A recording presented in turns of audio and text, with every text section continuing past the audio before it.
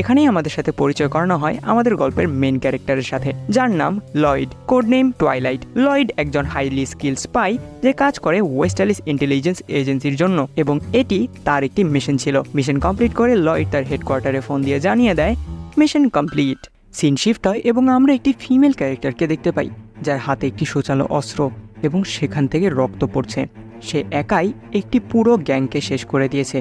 সেই গ্যাংয়ের লিডার তার সামনে বন্দুক হাতে দাঁড়িয়ে থরথর করে কাঁপছে, কেননা একটি সাধারণ মানুষের পক্ষে একা এতগুলো মানুষকে মেরে দেওয়া অসম্ভব। আমাদের ফিমেল ক্যারেক্টার যখন সেই লোকটির সাথে কথা বলতে যায়, সেই লোকটি ভয়ে এলোপাথারি গুলি ছুটতে শুরু করে এবং ফিমেল ক্যারেক্টার কোনো গতি না দেখতে পেয়ে তাকেও মেরে ফেলে।